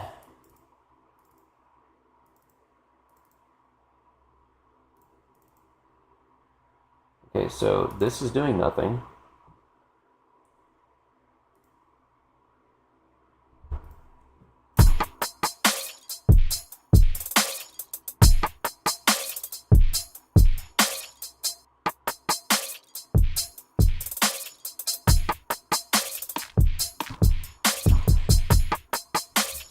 This seems...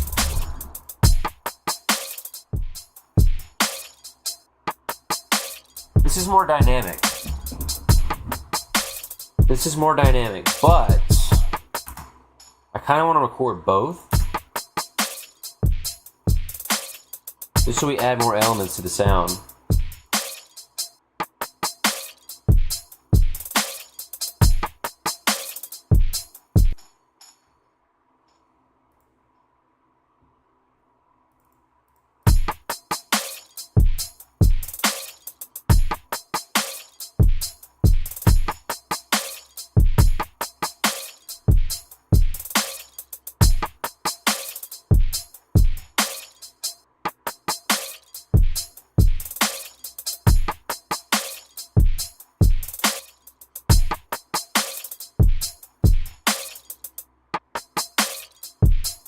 Okay, so the lead up is a little different.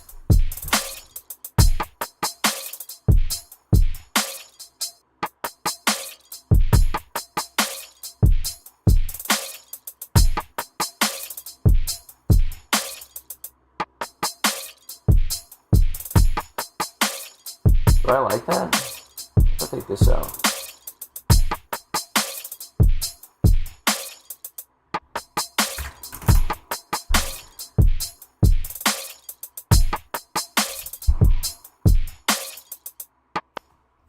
Ba ba ba ba or ba ba ba ba ba ba ba or ba ba ba.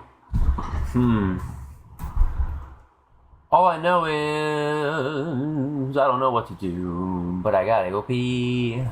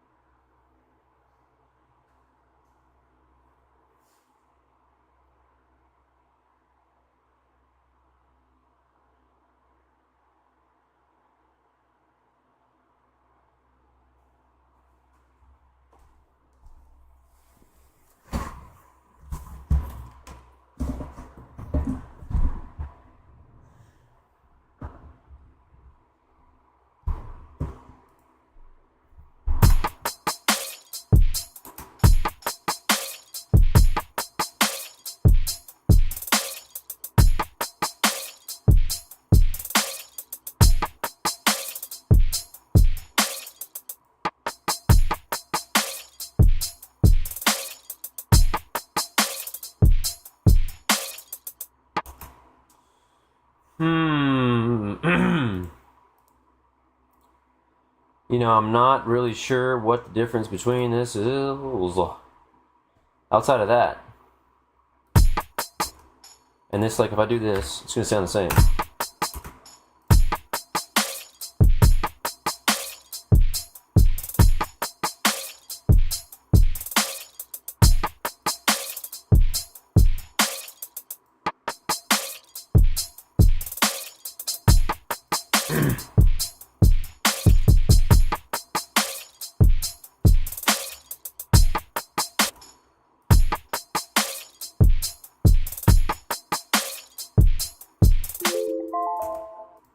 I think I just need to listen for the tambourine in these.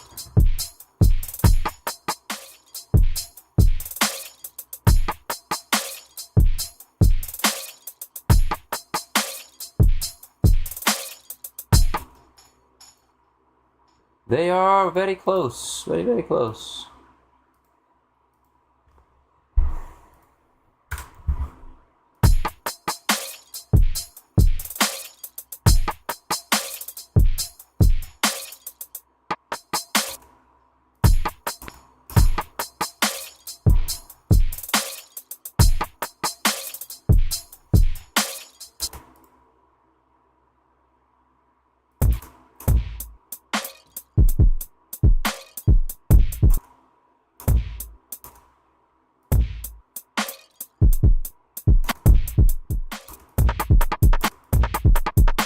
Oh, that sounds terrible.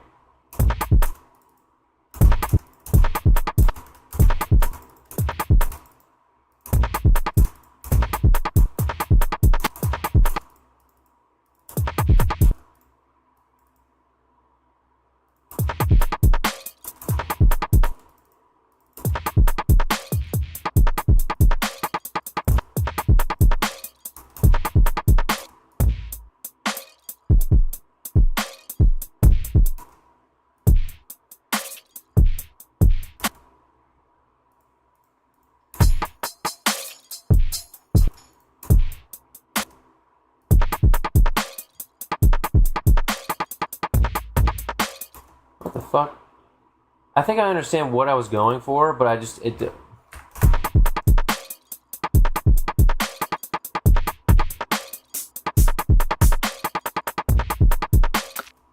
like it doesn't sound right, and I know I could fix it to make it sound right, so I don't want to completely exit the idea from this option. But that clunk sounds fucking weird. It don't sound right.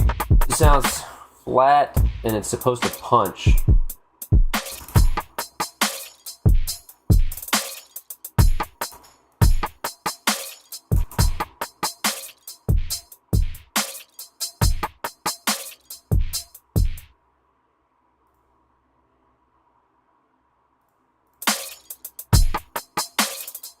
Alright, cool.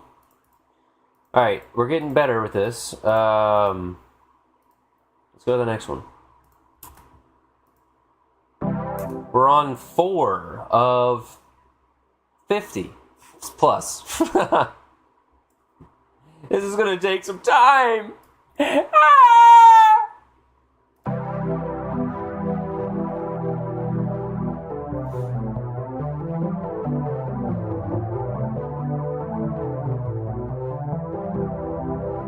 I think I was just screwing around.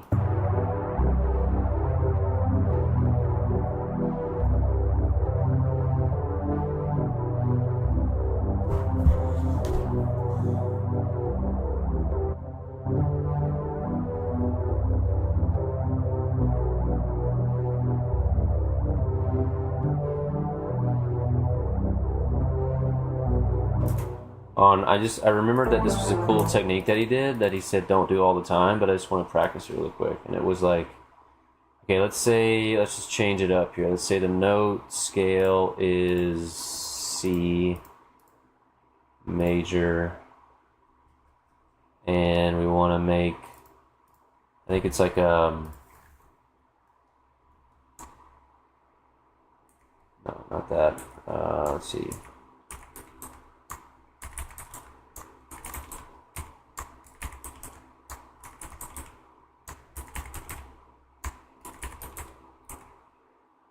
then you fold it, or no, you do this. You, paste, shoot it up into D2, and then do this and shoot it all the way down to the next one. Right. Wait, that's wrong. I did this wrong. I think I didn't copy one over right. But all right, so we have C. We have nothing out of scale, and then he folded it and moved everything over. But I feel like I'm missing something. What was the point of doing it like this?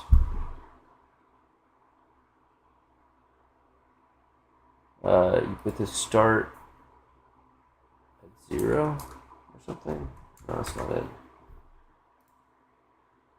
Fucked up, what I do? What did he do?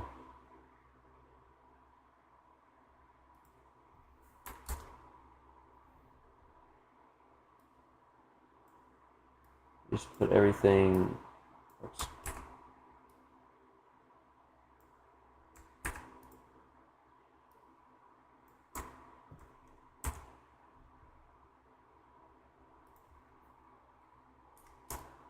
But then I won't be able to see it. That's not what I wanted to do.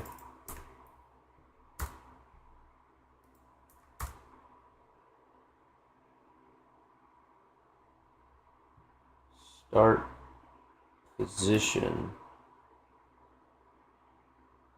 is 0. Is that what I'm going to do? Start is 1. Crap, what did he do? It's like, start, but I can see it there. Position 1 1 1. Start 1 1 1. Ends 2 4 4. Length 2. How did this gap be created there?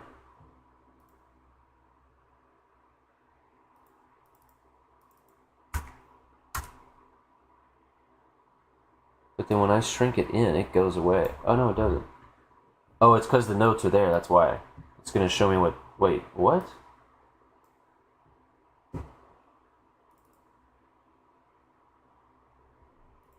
Maybe it's because the notes are there?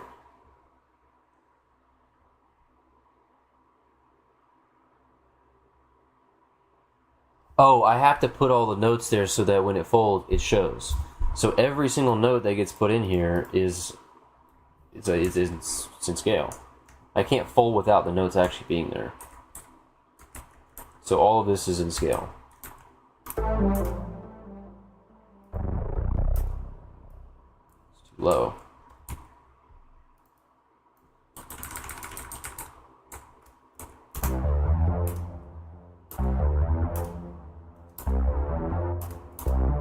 Okay.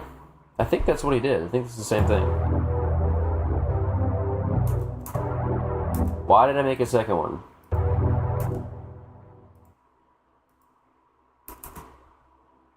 Chords 2. Chords 8? What am I doing? Chords 9? What did I do to myself?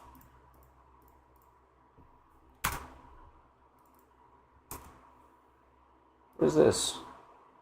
Is this something I can delete? Looks like it.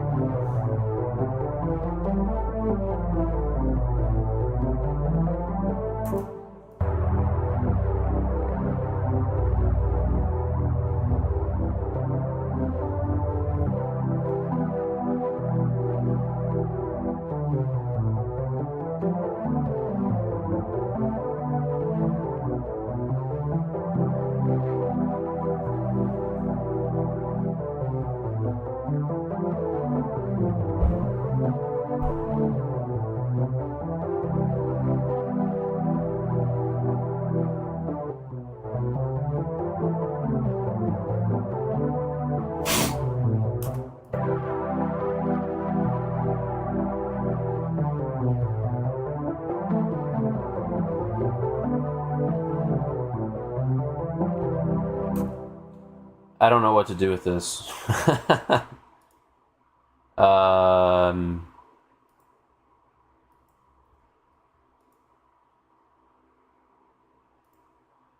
Chord test. I don't think I'm not going to use these.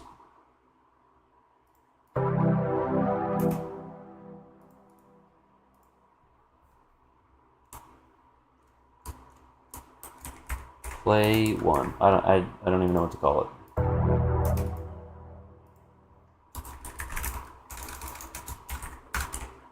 No, play is going to be confusing.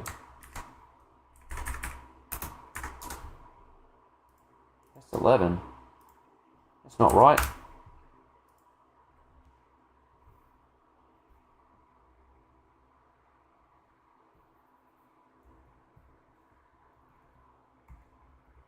My computer died. My computer died. Reason of importance. Secrets. Whoa.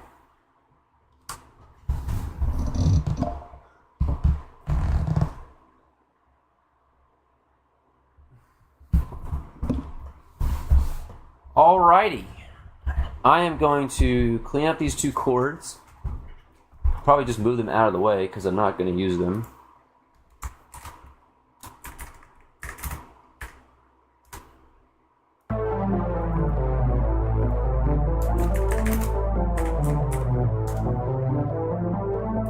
And did they even work with this beat?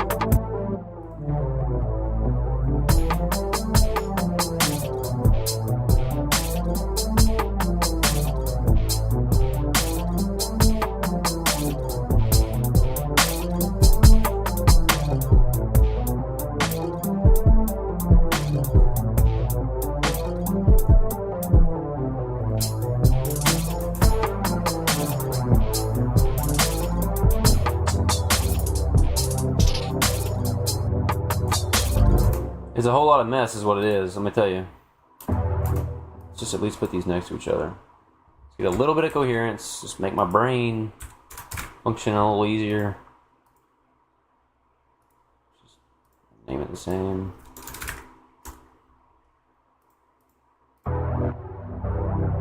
Is there anything difference between these? Because why not just put them together? You know? Why did I make two? Why did I make two?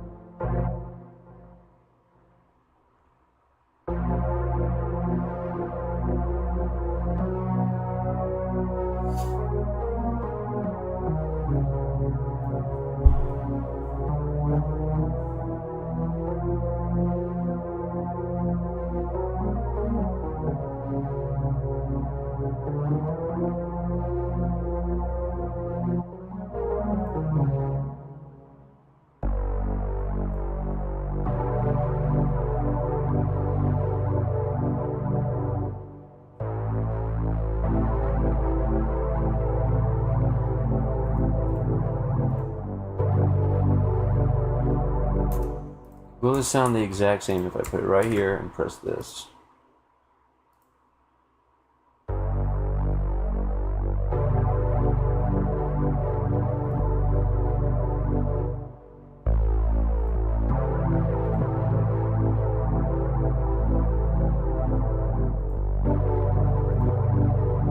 Same thing.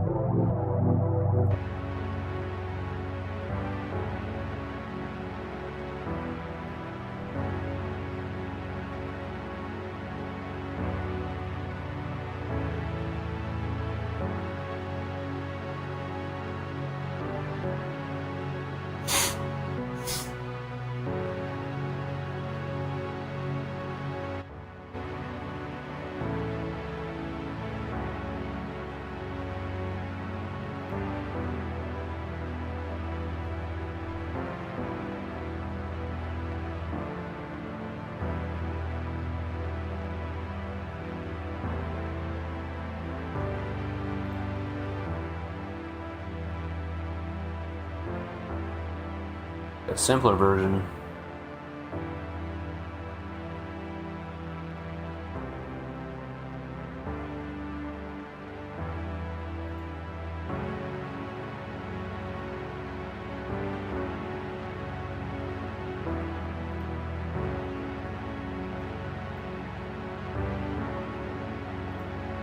This is not 3 octaves up. Wait, why is this?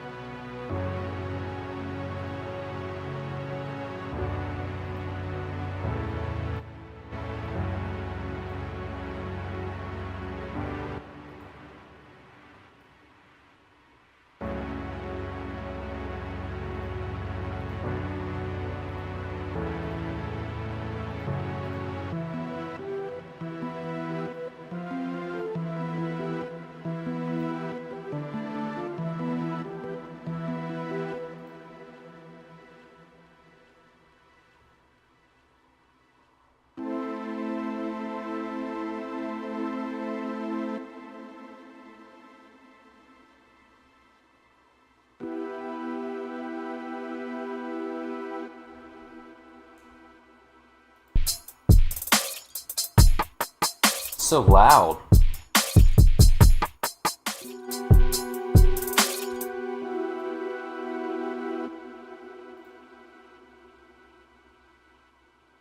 What the fart is all this?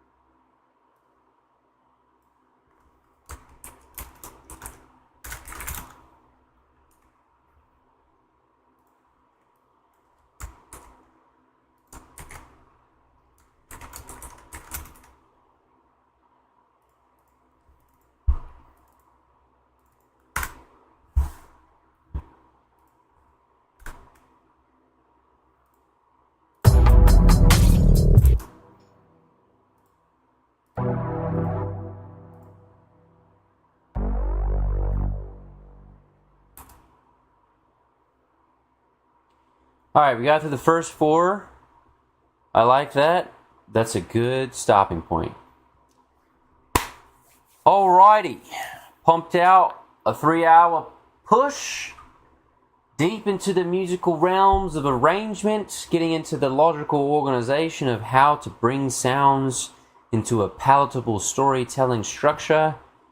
We're getting started. We've got a lot of ways to go, but we're gonna get it done. I don't know why I keep going into my UK accent, but it's okay because we're just having fun. We're just having fun.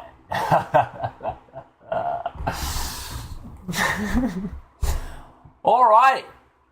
Much love. Tell me what you worked on. I want to know. What did you work on? What did you create? This is a container to focus. This is a container to create. This is a container for us to will our dreams into existence by showing up with non-negotiable consistency every day. That's how you make it happen. This time that's spent every day compounds. The compound annual growth rate is massive when you show up with non-negotiable consistency. By doing this, we set the container for the master to arrive. So, see you later. I'll be back later today to work on some visuals. And, much love. Kundalini time. Bye!